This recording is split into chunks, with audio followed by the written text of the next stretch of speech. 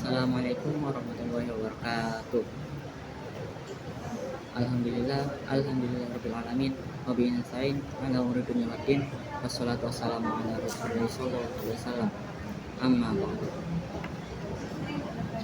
Dalam video kali ini saya berkesempatan untuk membahas salah satu topik yang penting dalam syariat Islam, yaitu hudud. Hukum-hukum yang biasanya sering disalahpahami sebagai kekerasan, padahal sejatinya hudud itu adalah perlindungan dan kasih sayang dari Allah SWT. Hudud itu bagian dari sistem hukum pidana dalam syariat Islam yang menetapkan hukuman-hukuman tertentu atas pelanggaran berat. Dalam realitas masyarakat modern, hudud seringkali disalahpahami sebagai bentuk kekerasan. Padahal di dalam perspektif Islam, hudud bukan hanya soal hukuman, melainkan wujud nyata dari keadilan dan kasih sayang Allah kepada manusia agar hidup mereka tertata dan terjaga dari kerusakan moral. Selanjutnya, mari kita menjelaskan tentang pengertian hudud itu sendiri. Jadi, pengertian hudud secara bahasa itu kata hudud berasal dari had, yang berarti itu batasan. Dalam istilah syariat, hudud adalah hukuman tertentu yang ditetapkan oleh Allah SWT sebagai haknya, tidak boleh diubah atau digugurkan oleh manusia. Kemudian menurut mazhab Syafi'iyah, hudud ialah hukuman yang telah ditentukan kadarnya dan wajib dilaksanakan karena hak Allah SWT.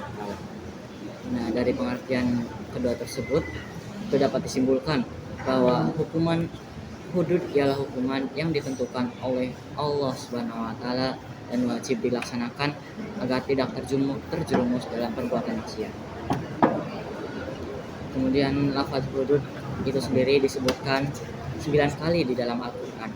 Yang pertama itu ada di Quran surat Al-Baqarah ayat 187, Al-Baqarah ayat 229, dan Al-Baqarah ayat 230.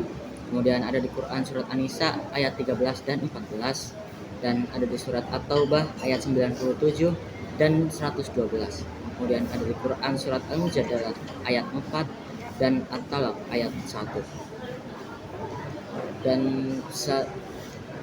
surat yang tadi saya sebutkan itu termasuk dalam surat Madaniyah.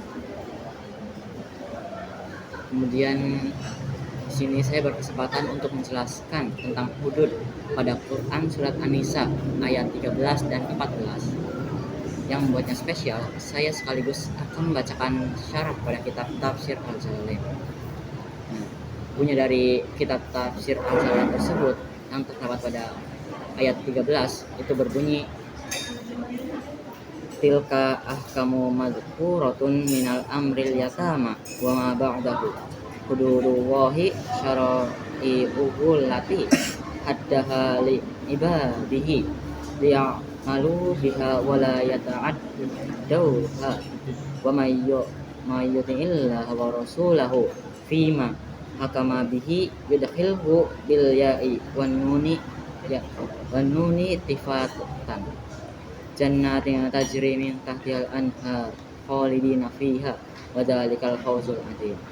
Yang artinya, itulah maksud hukum-hukum tersebut semenjak urusan anak yatim hingga berikutnya, ketentuan Allah, syariat-syariat yang ditetapkannya buat hamba-hambanya agar mereka patuhi dan tidak dikhianati. Barang siapa yang taat pada Allah dan Rasulnya mengenai hukum-hukum yang ditetapkannya itu, maka akan dimasukkannya.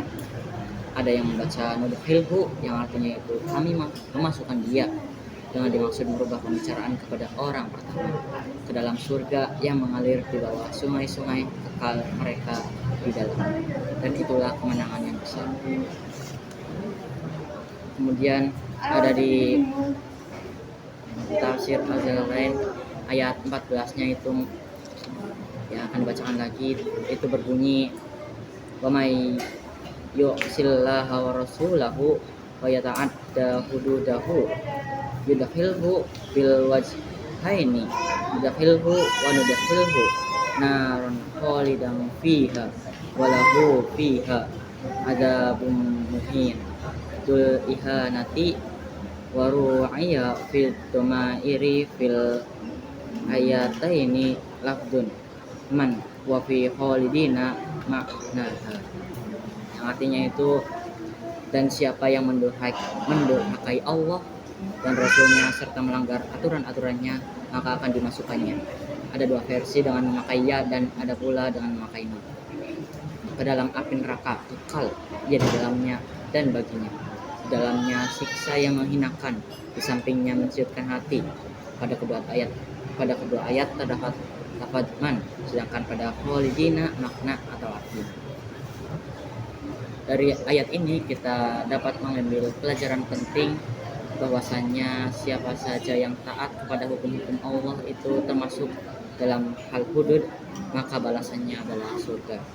Namun bagi yang melanggarnya dengan sengaja dan menyepelekan syariatnya, azab neraka yang menghinakan telah menantinya. Jadi penjelasan dari hudud ini itu tidak hanya datang dari tafsir Al-Jalalain ini, tapi juga ditegaskan dalam kitab-kitab fikih lainnya.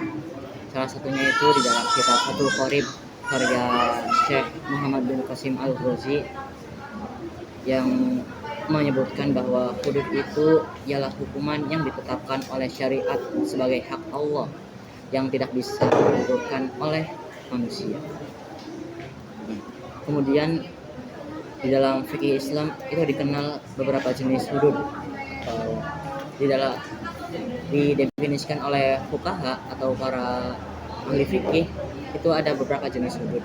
Yang diantaranya itu ada zina, ada yang pertama ada perzinahan, yang kedua ada qadzaf atau menuduh berzina, kemudian ada sarikoh atau pencurian, yang ketiga ada, yang keempat ada hirabah atau perampokan, yang kelima ada bugot atau pembangkang, yang keenam itu murtad, yang ketujuh itu penghinaan khamar. Oleh fuqaha atau ahli fikih itu dijelaskan bahwa hudud itu ada berbagai macam jenisnya. Yang pertama itu ada zina, dan zina itu dibagi dua lagi, ada zina muhsan dan ghairu muhsan. Nah, untuk ghairu muhsan itu dilakukan oleh orang yang sudah menikah. Untuk ghairu muhsan itu yang dilakukan oleh orang yang belum menikah. Jadi hukumannya itu cambuk 100 kali. Nah, dan kemudian ada zina muhsan, yaitu zina yang sudah menikah. Hukumannya itu dirajam. Dirajam itu seperti dilempari batu hingga mati. Kemudian yang kedua, menurut fuqaha atau ahli fikih itu ada qadzaf. Qadzaf itu menuduh berzina. Nah, hukumannya itu 80 cambukan bagi orang yang menuduh zina tanpa bukti. Yang ketiga ada sarikah atau mencuri. Hukumannya itu potong tangan bagi pencuri jika mencuri dari tempat aman dan mencapai nisab. Yang keempat ada minum khamar atau minum miras. Hukumannya itu cambuk 40 sampai 80 kali. Yang kelima ada ridah atau murtad. Hukumannya mati jika tidak bertobat. Yang keenam ada hirabah atau perampokan. Bisa dihukum mati, disalib, potong tangan dan kaki, atau diasingkan, tergantung kadar kesulitan. Jika kita perhatikan, hukum-hukum yang sudah saya sebutkan sebelumnya itu terdengar sangat kejam. Itulah yang membuat orang luar mendefinisikan bahwa Islam itu kejam. Padahal itu adalah bentuk kasih sayang Allah kepada hamba. Bukan hanya orang luar yang mengira itu semua kejam, tapi juga banyak sekali orang yang salah paham, mengira hudud itu kejam. Padahal di balik ketegasannya, hudud adalah bentuk rahmat Allah untuk menjaga manusia dari kehancuran. Hikmah dari hudud tersebut ialah menjadikan masyarakat menjadi aman, kehormatan terjaga, orang takut berbuat dosa terang-terangan, dan memberikan keadilan bagi manusia. Jadi dari semua yang tadi saya sebutkan, hudud bukan sekedar hukuman, ia adalah sistem perlindungan diri, ialah ia adalah sistem perlindungan ilahi. Maka janganlah kita melihat syariat dengan kacamata manusia yang terbatas, tapi pandanglah dengan mata iman bahwa setiap hukum Allah pasti mengandung hikmah. Kesimpulan dari semua itu hudud adalah bagian penting dari syariat Islam yang mengatur hukuman untuk pelanggaran berat demi menjaga tatanan sosial dan agama. Melalui dalil-dalil Al-Quran, tafsir Jalalain, dan kitab Fathul Qorib, kita memahami bahwa hudud merupakan rahmat dan bentuk keadilan yang agung dari Allah SWT. Mungkin itu saja yang bisa saya sampaikan. Wassalamualaikum warahmatullahi wabarakatuh.